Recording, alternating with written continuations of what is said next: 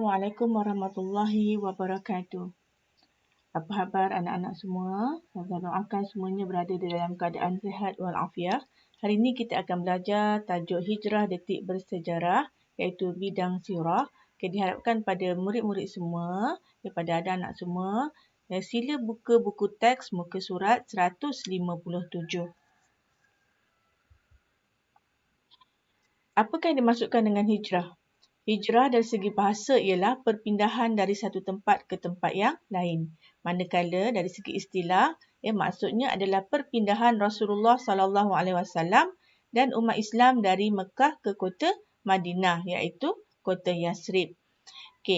Hijrah berlaku adalah pada tahun ke-13 kerasulan.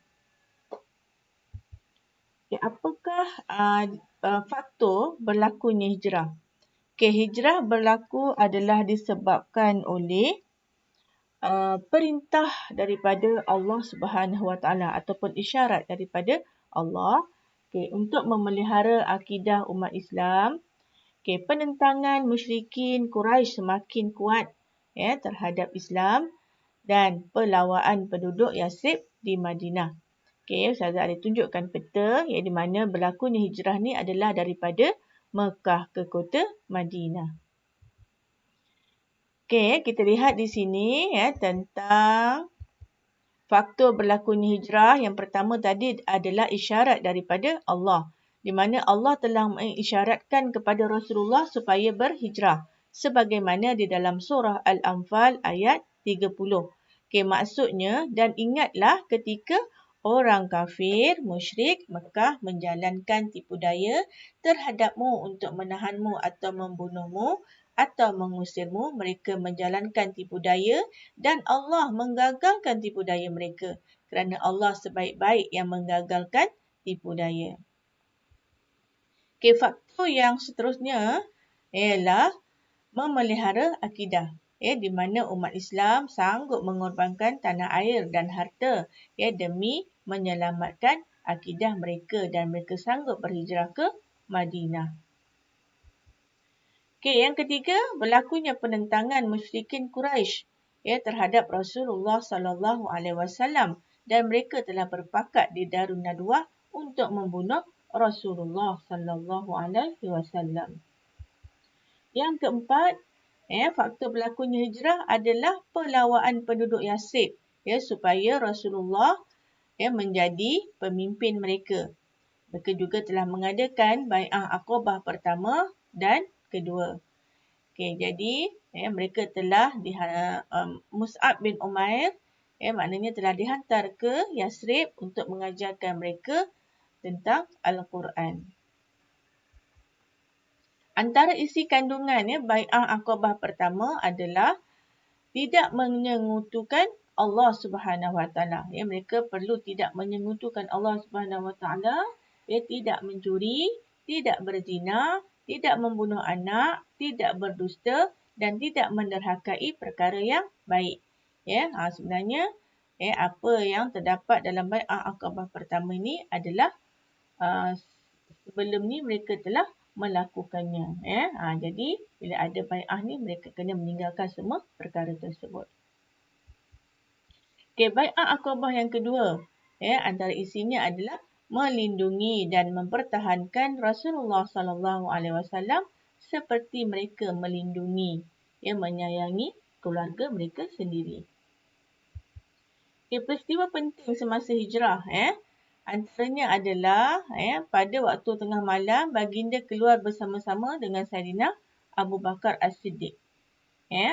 Semasa baginda keluar untuk menuju ke Gua Sur, pada masa itu Saidina Ali telah menggantikan tempat tidur baginda. Jadi Rasulullah dan Abu Bakar telah melalui jalan yang tidak biasa dilalui oleh orang. Jadi Abdullah pada masa itu Abdullah adalah anak Abu Bakar bertugas meninjau dan melaporkan situasi yang berlaku di Mekah. Manakala Asma anak Abu Bakar menyediakan makanan sepanjang Rasulullah dan bapanya berada di Gua Sur. Amir bin Fuhairah pula dia akan membawa kambing ke pintu gua ya untuk memberikan susu kambing tersebut ya kepada baginda dan Abu Bakar. Dan dia juga ditugaskan untuk menghilangkan kesan tapak kaki Rasulullah dan tapak kakinya. Ya, musyrikin Mekah pada masa itu telah menawarkan 100 ekor unta.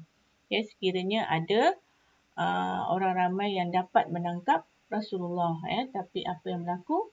Ya, dengan bantuan Allah mereka tidak dapat menjejaki Rasulullah sallallahu alaihi wasallam.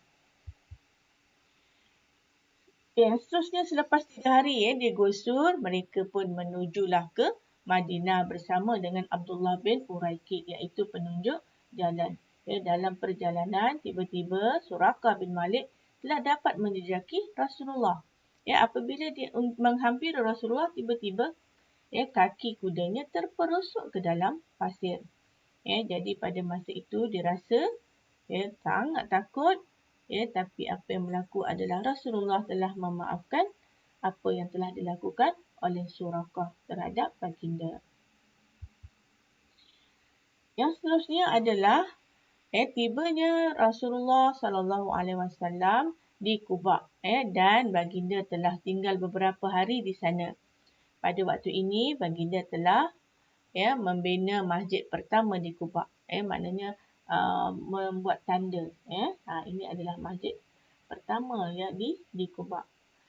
Yang seterusnya pada 12 Rabiul Awal Rasulullah dan Abu Bakar telah tiba di Yasrib. Jadi pada waktu ini penduduk Yasrib amat gembira.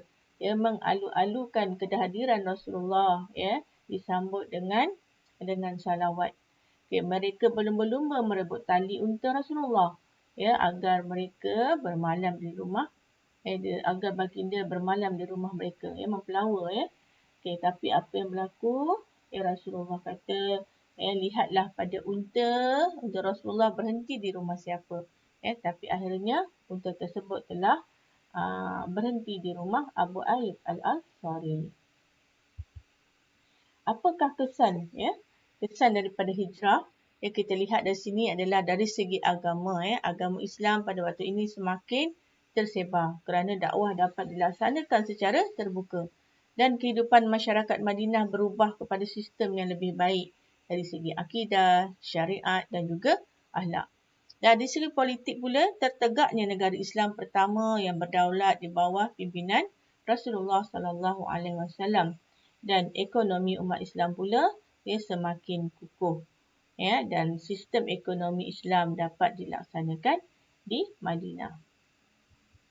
Apakah iktibar ataupun pengajaran yang kita boleh perolehi daripada peristiwa hijrah? Yang pertama adalah kita perlulah sentiasa mengutamakan kesucian akidah dan keselamatan nyawa. Yang kedua, kita perlu optimis dan yakin diri untuk melakukan sesuatu yang benar di sisi Allah Subhanahu Wa Taala. Kita perlu sentiasa bertawakal dan memohon pertolongan Allah dalam apa jua tindakan. Dan akhir sekali kita perlulah sabar dan tabah menghadapi halangan dan cabaran ketika berdakwah. Itu sahaja pengajaran kita pada hari ini. Semoga kita dapat berjumpa di lain masa. Sekian, wabillahi taufiq wal hidayah. Assalamualaikum warahmatullahi wabarakatuh.